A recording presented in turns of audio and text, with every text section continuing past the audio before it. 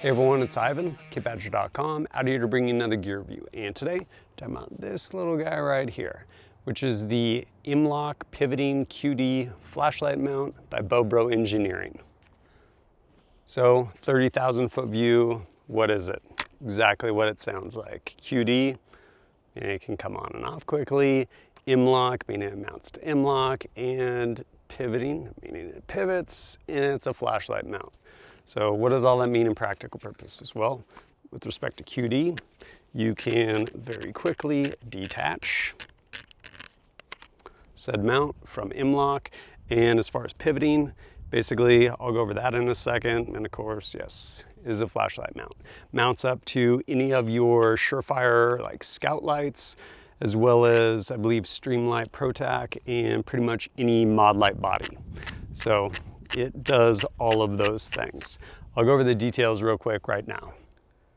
The way the QD portion of it works is there's a worm gear in here. So right here it says on that direction, so to take it off, we rotate it this way till it comes out.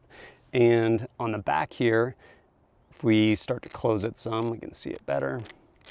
There's basically a fixed wedge back here at that angle and a moving wedge on the worm gear at this angle. So we retract it, and then when we drop it down inside there, as we basically work this worm gear, it spreads that wedge out, locks itself into your M-LOK section. So that part of it, obviously toolless, really fast, really easy. But then when we want to actually adjust the angle of our flashlight, we need a tool. So for example, if we decide we're going to put our flashlight right here, lock that thing in there. Oh, by the way, even though you're just putting this on by hand, incredibly secure. Kind of the same principle as your ScalarWorks Leap mounts. There's basically a ball detent back here that goes in between these little, basically ridges. And so you get it to however tight you're gonna have it, and that ball detent keeps this from backing out. But we do need a tool to actually adjust the angle of our flashlight for that 9/64, I believe it is. And there's these two screws. And so we figure out wherever we want our light. And then once we do that, go ahead and tighten one, come back over here, tighten the other one, and you can go back and forth. Something important is these are basically working against each other.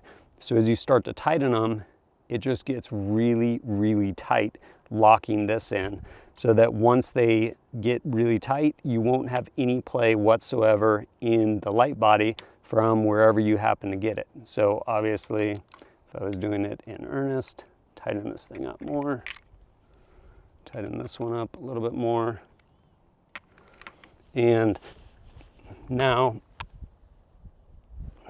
it doesn't want to move. And I can obviously crank these down even more. That becomes important so that this thing isn't getting banged into something and swinging your light over, which depending on how your gear's set up might not be a big issue. But the reason we want to actually be able to adjust this is if we are not running anything kind of up top, we can move this really close. By way of example, loosen these back up. And it'll allow us to move this in close to the rail, but maybe we have a laser like a maul or something up here, or for that matter, if we are running a suppressor out here and this is gonna end up touching, we can swing this out and create clearance between the suppressor, and basically lots of options. So all that said, what has been my experience? How have I used it? Well, I was initially introduced to it probably about 2 years ago now, as of filming this, at TriggerCon over in Bellevue, Washington. I saw it, I was like, that is pretty cool, that's pretty clever.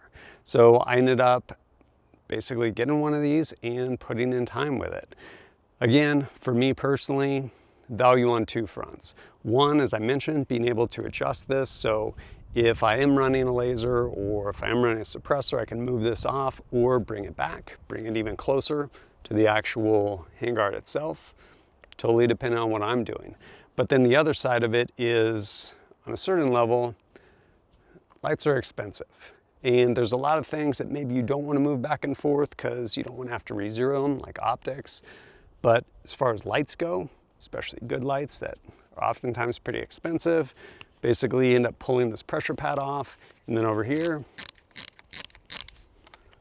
boom, this is off. This can go on another host now. That right there, I think, is incredibly valuable, especially depending on how many lights you're running around with. As mentioned, the swap, incredibly easy. Just loosen up this worm gear right here. Unit comes off, pull this guy off, throw it on here, tighten that back down, and throw my pressure pad back on, and I am good to go. If you're looking at picking one up, you can usually find them anywhere between like about 75, 80 bucks. Is that expensive? I don't know, man.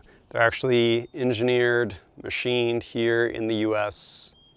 That costs money, and on top of that, especially if it allows you to move a flashlight that's probably over $400 back and forth between weapon systems rather than having to repeat that purchase, I think there's definitely value there.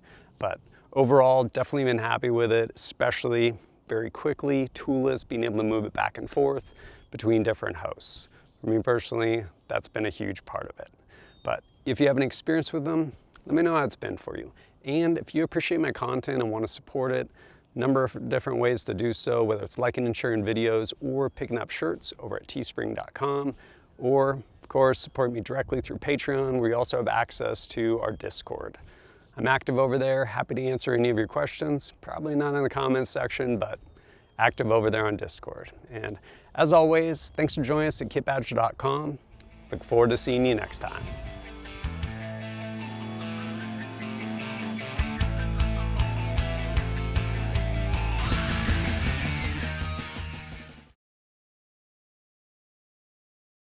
Especially with these pressure pads, pull that off. Hello? Yeah, Love you, man! thanks.